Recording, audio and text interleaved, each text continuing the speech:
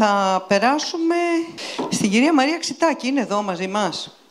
Νάτι. Λοιπόν, Group Corporate Affairs, Communication and ESG Senior Manager, Σαρακάκης Group of Companies. Και θέλετε να πάμε να κάτσουμε. Να κάτσουμε εδώ, θέλετε. Πού θέλετε. Όρθιες, εδώ. Είπατε πριν πως μπορεί να κοιμούνται με το καθιστόλι. Ας κάτσουμε όρθια, άμα με δείτε να καταραίω. Λοιπόν, τι θα πούμε. Λίγο πιο αριστερά. Leading with heart in the AI era, why human-centered leadership... Γιατί τα βάζουμε τους τίτλους στα αγγλικά, αφού μιλάμε ελληνικά. Γιατί πιστεύετε. Απαντήστε μου. Γιατί νομίζω ότι το AI το έχουμε αντιληφθεί σαν κάτι το οποίο είναι ξένο, σαν κάτι το οποίο είναι πολύ καινούριο, οπότε χρησιμοποιούμε την αγγλική γλώσσα για να ταυτιστούμε περισσότερο με αυτό. Αλλά πρέπει να το κάνουμε δικό μας και να μιλάμε ελληνικά. Ωραία απάντηση, εντάξει, αλλά εγώ θεωρώ ότι σε κάθε συνέδριο πάντα αγγλικά βάζουμε, οπότε συμφωνώ με αυτό που λέτε, οπότε είναι ωραία σαν απάντηση για αυτό το συνέδριο. Στο επόμενο συνέδριο που θα σας καλέσουμε θα σας κάνω την ίδια ερώτηση, να δω τι θα μου πείτε. Λοιπόν, πολύ ωραία. Ποιοι είναι οι κίνδυνοι, κατά τη δική σας γνώμη, από την υιοθέτηση της τεχνητής νοημοσύνης από την πλευρά των ηγετών? Οι ηγέτες έχουν προσληφθεί κάπου, και εσείς είστε μια ηγέτιδα, έχουν προσληφθεί κάπου και εργάζονται σε ένα εργασιακό περιβάλλον για το ηγετικό τους προφίλ. Ξαφνικά έρχεται ένα κομμάτι και αυτού του προφίλ να το πάρει, ή μια δουλειά, τέλος πάντων, ένα έργο, δεν είναι διεκπαιρεωτικό μόνο, μπορεί να πάρει αποφάσεις η τεχνητή νοημοσύνη.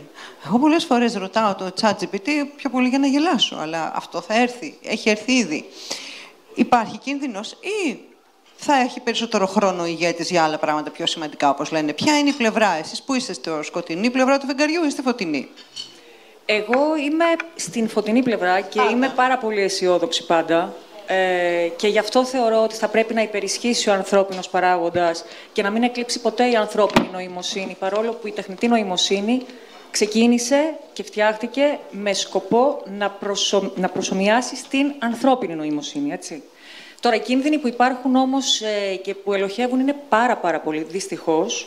Αλλά όπως είχε πει και ο Bill Gates, και όταν έγινε η κατασκευή του πρώτου αυτοκινήτου και βγήκαν τα πρώτα αυτοκίνητα στους δρόμους, το λέω γιατί προέρχομαι και από τον κλάδο του automotive, οπότε αναφέρομαι σε αυτό το παράδειγμα. Όταν λοιπόν βγήκαν τα πρώτα αυτοκίνητα στους δρόμους, είχαμε και τα πρώτα ατυχήματα. Δεν καταργήσαμε τα αυτοκίνητα, επειδή προκλήθηκαν ατυχήματα.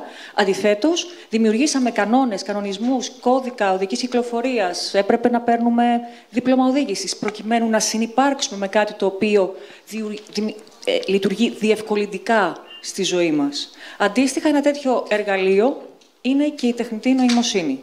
Βέβαια, με έναν πολύ πιο μετασχηματιστικό τρόπο, με έναν disruptive τρόπο σε όλους τους κλάδους. Δεν έχει να κάνει μόνο με τον αυτοματισμό και την καινοτομία. Το στίχημα με την τεχνητή νοημοσύνη έχει να κάνει με το ποσοστό των ανθρώπων και της τεχνολογίας, της συμμετοχής τους στην εργασία. Να σας ευχαριστήσω, δεν το έκανα στην αρχή κιόλας, να σας ευχαριστήσω πάρα πολύ που με καλέσατε και πάλι εδώ φέτος. Είναι χαρά μας και τιμή μας. Αυτό το συνέδριο θεσμός. Και είναι μεγάλη μου χαρά να είμαι ανάμεσα σε τόσο αξιόλογες ομιλήτριες. Και για μας είναι χαρά. Οι κίνδυνοι λοιπόν ποιοι είναι? Το ένα είναι η ενίσχυση των προκαταλήψεων και των ανισοτήτων. Επειδή το AI βασίζεται σε αλγόριθμους που εκπαιδεύονται και φιντάρονται, ποιος τους φιντάρει? Με τι δεδομένα? Αν τα δεδομένα αυτά βασίζονται σε προκαταλήψεις και σε κάτι το οποίο θέλει να διαιωνίσει ανισότητες και προκαταλήψεις, αυτό το πράγμα έχει κίνδυνο να διαιωνίζεται και να ενισχύεται ακόμη περισσότερο.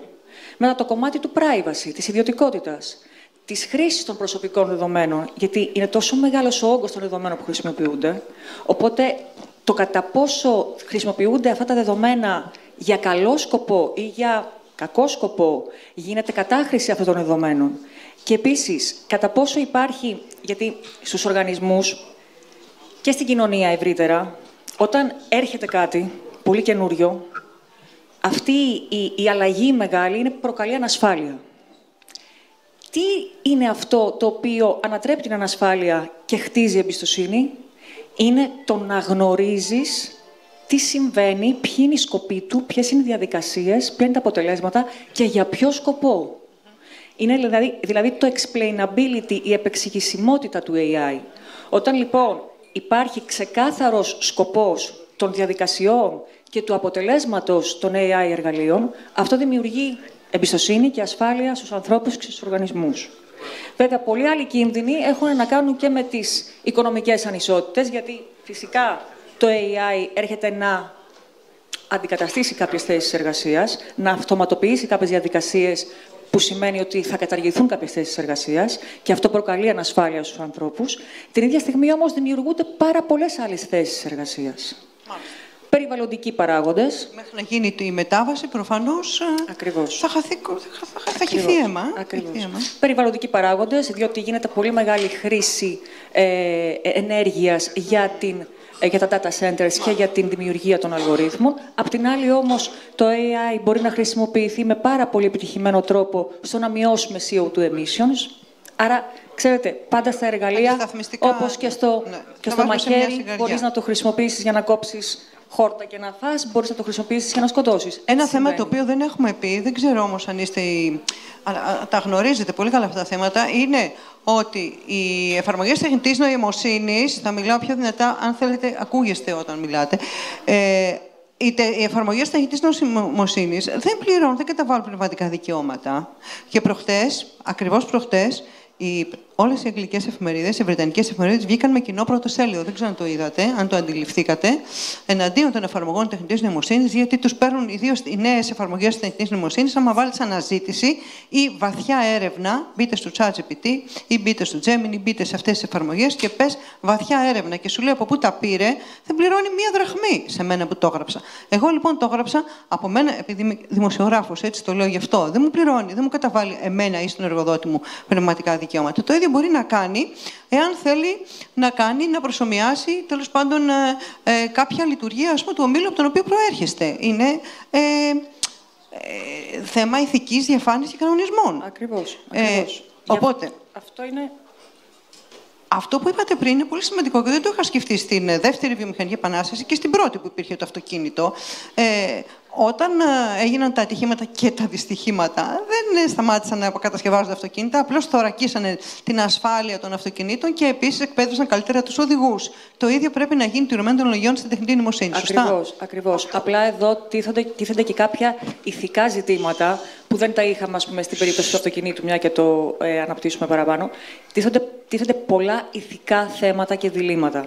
Γι' αυτό οι ηγέτες των εταιριών αλλά και των κρατών θα πρέπει να είναι πάρα πολύ αυστηροί στο να δημιουργήσουν κάποια ηθικά πλαίσια πάνω στα οποία θα λειτουργεί και θα ενσωματώνεται και θα εφαρμόζεται όλων των ειδών το AI. Γιατί αυτή τη στιγμή μιλάμε περισσότερο για generative AI, που είναι η δημιουργική τεχνητή νοημοσύνη, αλλά αυτό που είπατε πριν, ότι μπορεί η τεχνητή νοημοσύνη να παίρνει αποφάσεις και να λειτουργεί αυτόνομα, είναι το agentic AI.